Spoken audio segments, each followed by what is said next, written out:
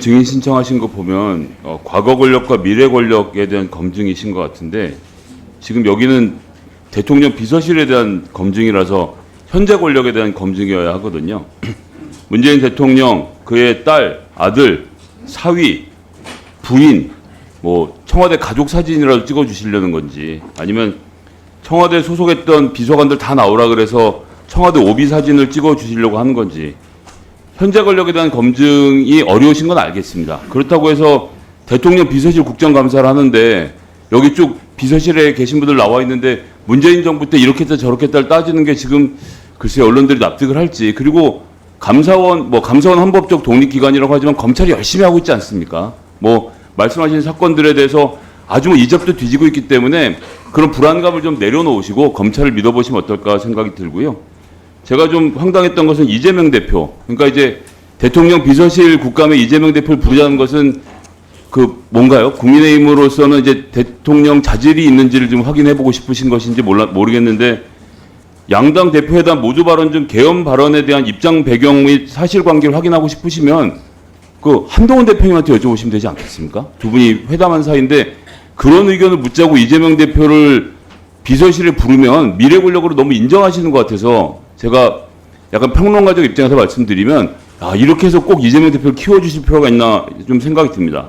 근데 저는 지금 국정 운영에서 중요한 것은 국회 역할이라고 생각합니다. 국회가 정말 중요한 역할을 하는 곳인데 국회를 너무 지금 희화하고 있고 무시하고 있는 것이 큰일이라고 생각하고요.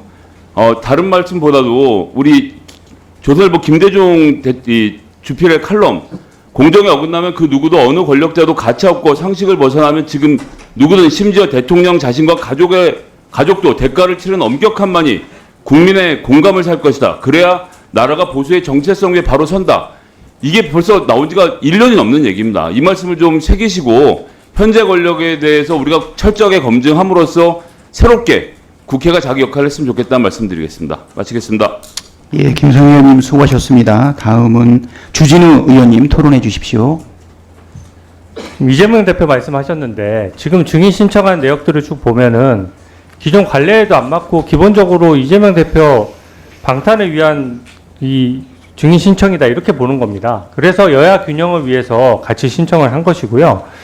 이게 지금 뭐 그럴듯하게 말씀하시지만 예를 들어 도이치모터스 사건 같은 경우에는 결혼 전에 일고 그게 현재 수사 중이지 않습니까? 근데 그게 왜 지금 대통령실 여부랑 상관이 있죠?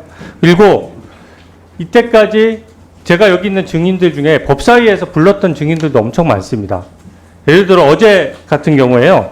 정영균 희림 대표가 나와서 여기 또 무슨 그 김건희 여사랑 가깝다고 해가지고 희림 세계적인 어떻게 보면 건축 설계업체인데 희림을 불러가지고 밤 11시 반까지 했어요. 근데 알고 봤더니 2018년도에 희림을 딱 아시는 분이 한 분 있었는데 김건희 여사와 그분이 지병으로 사망을 하셨어요. 지금 희림에는 아는 사람도 없는 상태고 희림에서 어떻게 보면 세계 글로벌 6위 업체라서 이것저것 설계업체에서 감리도 하고 하는 것들인데 그런 것들을 하나도 따지지 않고 뭐 법무부에서 공사 땄다. 어디서 공사 땄다. 그래서 무슨 의혹이 있다. 구체적인 단서 없이 계속 증인들을 부르는 겁니다. 이걸 왜 국회 운영위에서 기존의 관례를 무시하고 증인들을 막 불러야 됩니까? 더 중요한 것은 여야 균형이에요. 이런 식으로 방탄을 위해서 무조건 기승전 김건희 여사 관련된 증인을 다 부르겠다라고 하면 거기에 대응해서 야당의 이슈에 대해서도 저희가 증인을 불러야 되는 것입니다. 그것뿐만 아니라 제가 2분만 더 주십시오. 위원장님. 제가 이 뒤에 있는 뭐 지금은 증인 신청 관련된 거지만 의사진행 발언 겸해서 조금 말씀을 드리면 이 뒤에 것들도 보면은요 다 일방적으로 통과하겠다는 게 많은 거예요. 그래서 기존의 운영위원회가 여야 협치 또는 여야 협의를 통해서 운영해 오던 관례를 지금 다 저버리고 있는 것이거든요. 지금 보면은 지금 상설특검도 하겠다는 거 아닙니까? 그것도 김건희 여사 공격하겠다는 거예요.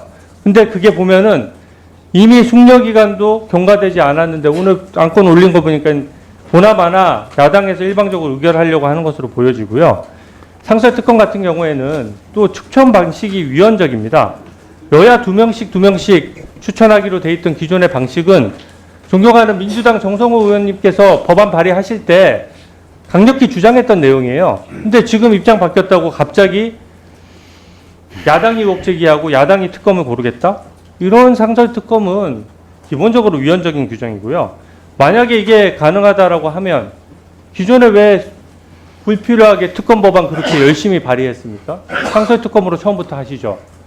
이것도 야당도 상설 특검 법안 규칙 개정으로 이걸 밀어붙이는 거는 무리하다고 봤기 때문에 그동안 특검 법안 계속 발의를 했던 거고, 국민들 입장에서 민생과 상관없이 계속 특검 법안 발의하고 위헌적인 법안 발의해서 대통령 제2요구권이 행사되는 이 장면이 계속 반복되는 거예요. 이 무형한 절차를 왜 해야 됩니까?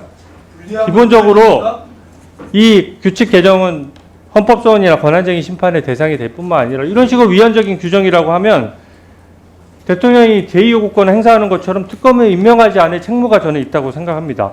이런 무형한 절차를 여야가 왜 계속 반복해야 되는지 제가 이해가 안 되고요. 그 부분에 있어서 증인 신청 이 안건부터 새로 여야 간 협의를 해주시기 바랍니다.